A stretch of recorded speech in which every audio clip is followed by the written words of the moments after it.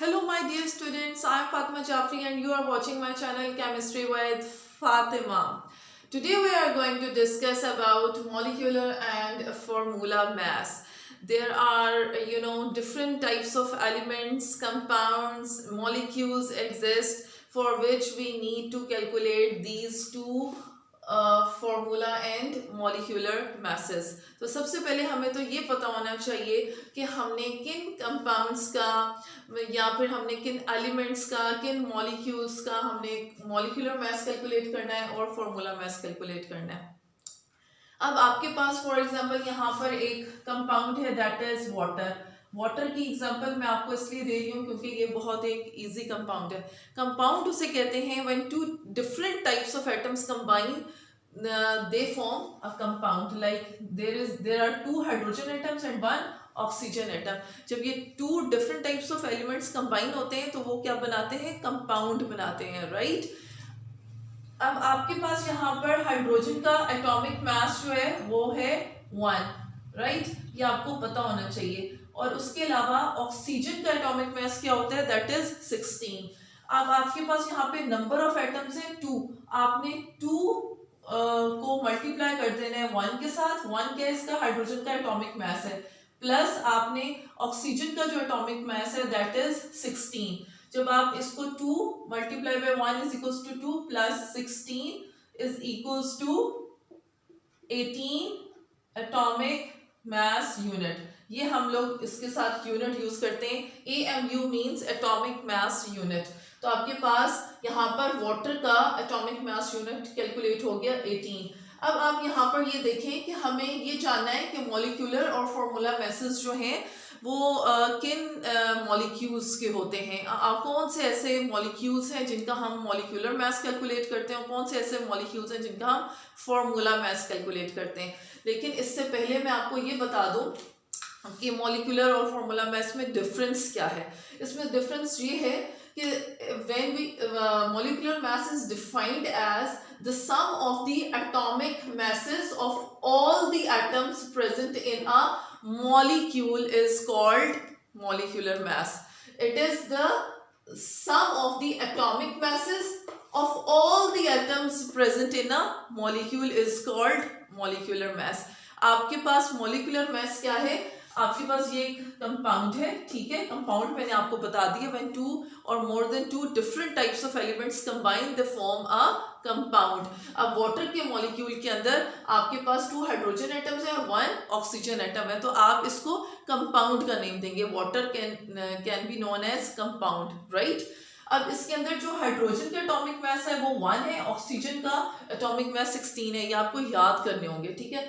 तो और ये जितने भी यहाँ पे नंबर सबस्क्रिप्ट्स के अंदर जो नंबर न्यूमेरिकल वैल्यू होती है आपने उसको उसके साथ मल्टीप्लाई कर देना होता है। वाटर के मॉलिक्यूल में 2 हाइड्रोजन एटम्स है, आपने इसको मल्टीप्लाई किया 2 को 1 के साथ, 1 इसका एटॉमिक मास है, और फिर आपने इसको ऐड कर दिया। मैंने आपको क्या कहा था कि मॉलिक्यूलर मास की डेफिनेशन में it is the sum of the, sum means कि आप इनको ऐड अप करेंगे। We add up the atomic masses of the 2 or more than 2 different types or the same type of atoms present in a molecule।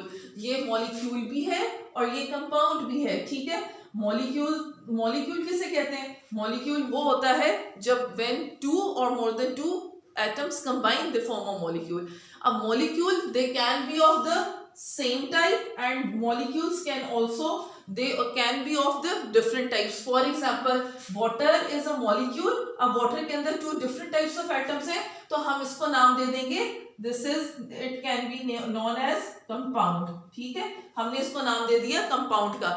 अब when 2 same type of atoms combine together they form molecule। अब यहाँ पे आपके पास hydrogen का molecule है, यहाँ पे आपके पास ऑक्सीजन का मॉलिक्यूल है, राइट। तो ये क्या है, 2 same type of atoms combine together. यहाँ पे भी 2 सेम एटम्स हैं तो आप इसे कहोगे सिंपल, आप उसको मॉलिक्यूल का नाम दे दोगे। और ऐसा मॉलिक्यूल जिसके अंदर 2 different types of atoms combine हो आप उसको नाम दे देते हैं कंपाउंड का। ये तो मैं आपको बात बता रही थी मॉलिक्यूल और कंपाउंड के अंदर और सिंपल मॉलिक्यूल्स के अंदर क्या डिफरेंस होता है। सिंपल मॉलिक्यूल्स सेम एटम से मिलकर बनते हैं और जो कंपाउंड होता है वो 2 डिफरेंट टाइप्स ऑफ एटम से मिलकर बनता है। तो मॉलिक्यूलर मास की जो डेफिनेशन है that is this when molecular mass is defined as the sum of the atomic masses of all the atoms present in a molecule is called molecular mass। अब बारी आ जाती है फॉर्मूला मास की। Formula mass क्या है?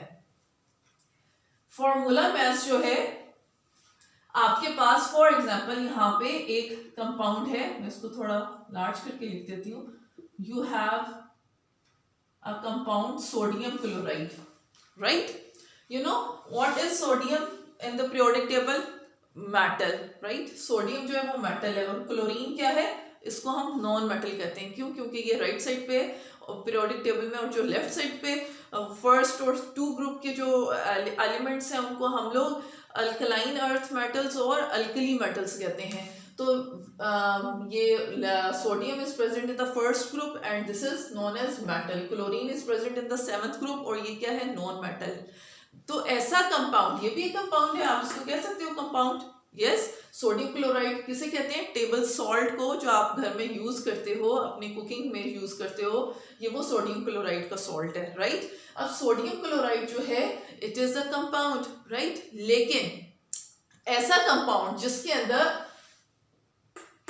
Metal और non metal atoms आपस में कंबाइन हो, तो आप उसका क्या कैलकुलेट करोगे? फॉर्मूला मास कैलकुलेट करोगे। मेथड फॉर्मूला मास और मॉलिक्यूलर मास को कैलकुलेट करने का सेम है, but the term this term molecular mass is used for the molecules, right? For the molecular compounds, and this term formula mass is used for the ionic compounds. This is the sodium chloride is the ionic compound, right? और ionic compounds क्या होते हैं? When metals and non-metals combine together, they form the ionic compounds. तो molecular mass के अंदर we calculate the molecular compounds, the masses of atomic masses of the molecular compounds, और formula mass के अंदर we calculate the atomic masses of the ionic compounds। और ionic compounds क्या होते हैं? When metal and non-metal atoms combine together, they form ionic compounds. Like sodium is the metal and chlorine is the non-metal. Metals, they have the tendency to always lose their electrons and non-metals have the tendency to always gain their electrons। मैं इसके बारे में आपको एक next अलग video बनाऊंगी, metals और non metals के दरमियान में डिफ्रेंशिएट करूंगी, और पीरियोडिक टेबल के अंदर बताऊंगी कि कितने मेटल्स हैं, कहाँ कहाँ पे हैं, कौन कौन से हैं और किस जगह पे हैं, राइट? तो ये इसका एक अलग टॉपिक बनेगा। अब यहाँ पर आप ये देखें कि जो सोडियम है इसके ये फर्स्ट ही ग्रुप के अंदर मौजूद है, इसके ऊपर प्लस पॉजिटिव चार्ज होता है, +1 चार्ज होता है। इट मींस कि इसके जो वैलेंस शेल में इलेक्ट्रॉन थे इसने अपना लूज कर दिए। और जो क्लोरीन है इसके जो वैलेंस शेल में ये नॉन मेटल है चूंकि, तो non metals always have the tendency to gain the electron. तो सोडियम ने अपना एक इलेक्ट्रॉन रिमूव कर दिया और क्लोरीन ने एक इलेक्ट्रॉन गेन कर लिया। तो सोडियम भी आयनिक बन गया, पॉजिटिव आयन बन गया, और क्लोराइड जो है ये एक नेगेटिव आयन बन गया, right? When positive and negative ions combine together they form the ionic compounds. ये आयनिक कंपाउंड बन गया। तो ये आयनिक कंपाउंड का जब हम मैसेस को, इनके एटॉमिक मैसेस को कैलकुलेट करेंगे, फॉर एग्जांपल सोडियम का एटॉमिक मैस क्या है? 23, और क्लोरीन के एटॉमिक मैस क्या है? 35.5, राइट? तो जब इनको एटॉमिक मैसेस को हम करेंगे, ऐड अप करेंगे, तो आपके पास 58.5 एटॉमिक मास यूनिट AMU इसका आंसर आ जाएगा, राइट? तो जब कभी हम लोग आयनिक कंपाउंड्स को, अब ये आपको पता होना चाहिए कि आपके पास डिफरेंट टाइप्स ऑफ कंपाउंड्स जब आएंगे तो उसके अंदर आपको ये जानना है कि उसके अंदर मेटल और नॉन मेटल। अब बहुत सारे स्टूडेंट्स को ये प्रॉब्लम होती है कि अब उन्हें कैसे पता चलेगा कि इस कंपाउंड का या इस मॉलिक्यूल का हम लोगों ने फॉर्मूला मास कैलकुलेट करना है या मॉलिक्यूलर मास कैलकुलेट करना है। तो इट्स वेरी सिंपल, ठीक है? और इसमें सिंप्लिसिटी क्या है? जैसे अभी मैंने आपको बताया था वाटर का, राइट? और मैंने आपको बताया था उसके अलावा मैं यहाँ पर आपको एक ग्लूकोज की एग्जांपल दे देती हूँ। तो ग्लूकोज के अंदर जितने भी एटम्स हैं, अगर हम इनका एटॉमिक मैसेस को कैलकुलेट करें, जैसे 6 नंबर ऑफ एटम्स हैं और कार्बन का एटॉमिक मास होता है 12, ठीक है।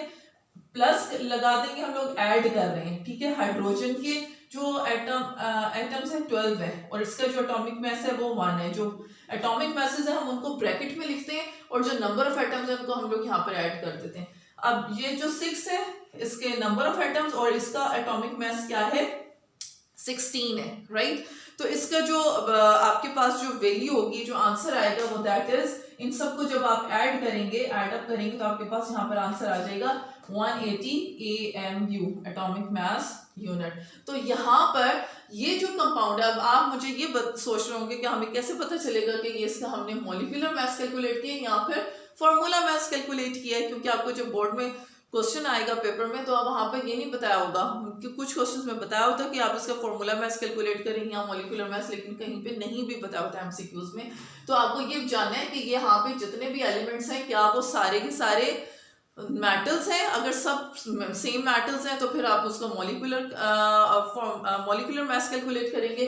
अब ये सब जो है वो सब के सब नॉन मेटल्स हैं। जब नॉन मेटल होगा आपके पास तो फिर आपके पास सेम टाइप ऑफ कैटेगरी है एटम्स की, तो आप उसका मॉलिक्यूलर मास कैलकुलेट करेंगे। तो यहाँ पर मैंने इसका क्या कैलकुलेट किया है, मॉलिक्यूलर मास। क्यों? क्योंकि ये सारे एटम्स जो हैं they are all non metals. तो जब नॉन मेटल्स का एक मिलकर कंपाउंड बनेगा तो आप उसका हमेशा मॉलिक्यूलर मास कैलकुलेट करेंगे, राइट। अब मेरे पास जो नेक्स्ट एग्जांपल है वो मैं आपको देती हूँ मिल्क ऑफ मैग्नीशिया की।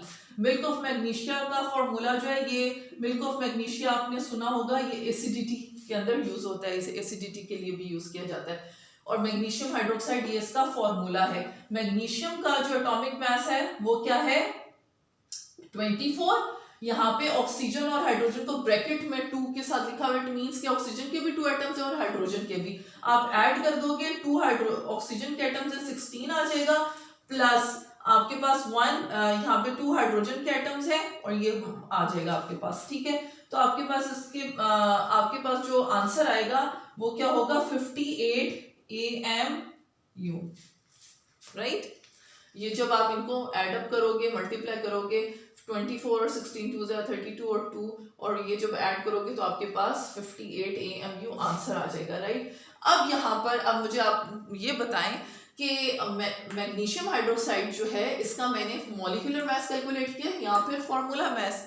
तो इसका फॉर्मूला मास हम लोगों ने कैलकुलेट किया। क्यों? क्योंकि मैग्नीशियम मेटल है, प्योरली मेटल है, राइट।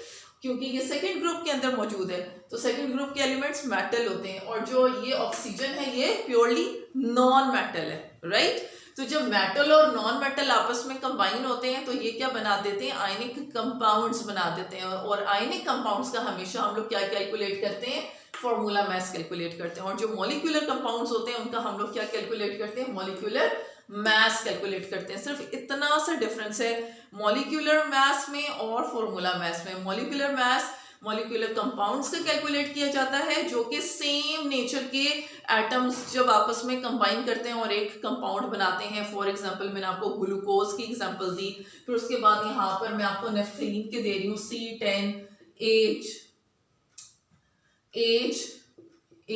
तो ये क्या है, नेफ्थलीन है। तो यहाँ पे सेम टाइप ऑफ एलिमेंट्स जो हैं वो कंबाइन होकर एक मॉलिक्यूलर बना रहे हैं, तो हम इसका मॉलिक्यूलर मास जो है वो कैलकुलेट करेंगे। और फॉर्मूला मास में हम क्या कैलकुलेट करते हैं, द आयनिक कंपाउंड्स के एटॉमिक मासेस को। So we can say molecular mass is defined as the sum of the atomic masses of all the atoms present in a molecule is called molecular mass, and formula mass is known as the sum of the atomic masses of all the formula unit of a substance is known as formula mass. formula mass के अंदर ionic compound, आयनिक metals और non metals होते हैं, like ये this one. और molecular mass के अंदर molecular compounds होते हैं, सेम नेचर के एटम्स होते हैं। और फॉर्मूला मास में डिफरेंट टाइप ऑफ नेचर के एटम्स कंबाइन होते हैं, और जब एक कंपाउंड बनाते हैं तो वो आयनिक कंपाउंड कहलाता है। और उस आयनिक कंपाउंड का जब हम एटॉमिक मासेस उसके कैलकुलेट करते हैं तो आपके पास जो आंसर आता है वो होता है, उसको कहते हैं फॉर्मूला मास। ये आज का मेरा टॉपिक था। अगर आपको मेरी वीडियोस पसंद आ रही हैं तो आप मेरी वीडियोस को लाइक करें, शेयर करें और सब्सक्राइब करें, और मुझे कमेंट बॉक्स में बताइएगा कि आपको मेरी वीडियोस कैसी लगी हैं। और उसके अलावा अगर आपको किसी भी टॉपिक के ऊपर अपना मनपसंद और ऐसा टॉपिक जिसके ऊपर आपको डिफ़िकल्टी हो रही है उसको याद करने में, समझने में, तो आप मुझे बताएं, मैं उसके ऊपर आपको लेक्चर दूंगी। आपकी केमिस्ट्री को कोशिश करूंगी ज़्यादा से ज़्यादा आसान बनाने की। अपना ख्याल रखिएगा, दुआ में याद रखिएगा। Bye bye.